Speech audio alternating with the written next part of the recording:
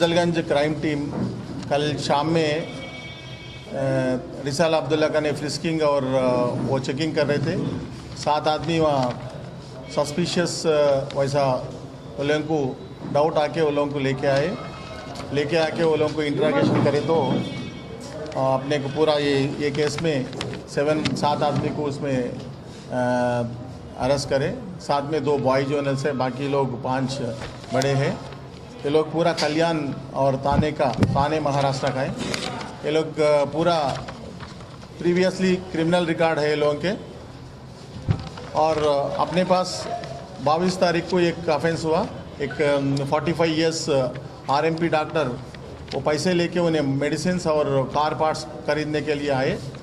उनके पास से ये बैग छीन लेके वो लोग डाइवर्ट करके बैग छीन लेते। वैसे हुआ अपने पास 22 तारीख को एक ऑफेंस हुआ और उसमें सीसी कैमरा फुटेज के जो एविडेंस के साथ में ये लोगों का कुछ मैच हुआ तो बाद में इंट्रागेशन में ये लोग कन्फेस करे।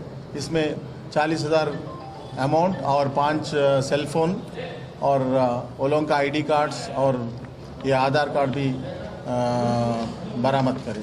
इंडिविजुअल करे या पूरा गैंग मिलके करते? ये पूरा गैंग मिलके करते, ये डाइवर्ट करते। एक आदमी जो है वो जो आदमी को वो कवर करते वो बैग खींच लेते और 2 राइट को 2 लेफ्ट को कवर करते। बैग होने के बाद इमीडिएटली उनको वो उधर गया इधर गया उन्हें भाग गया बोल के डाइवर्ट कर देते। उन्हें उधर चले आता, ये लोग पूरा दूसरा जगह चले जाते हैं।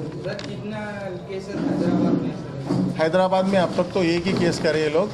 कि प्रीवियसली ये लोग पूरा महाराष्ट्र में केसेस करे, मगर ये लोग पूरा यहाँ गणेश के टाइम पे बहुत बिजी रहता इसलिए बहुत अफेंस करने के लिए आए, मगर अपन उनको ये लोगों को पकड़ गए। ये केस में अपने को 50,000 पूरा केस में गया और 40,000 रिकवरी हुआ। इसमें एक अपस्टैंडिंग है, उनका नाम है वसीम बोल के एक आदमी अपस्टैंडिंग है। वो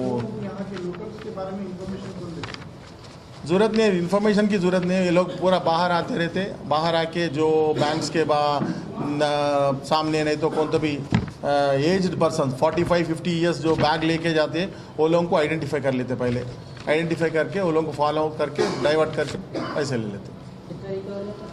40,000 रिकवरी हुआ और 5 सेल फोन और आईडी कार्ड्स आधार कार्ड्स वगैरह भी रिकवरी हुआ।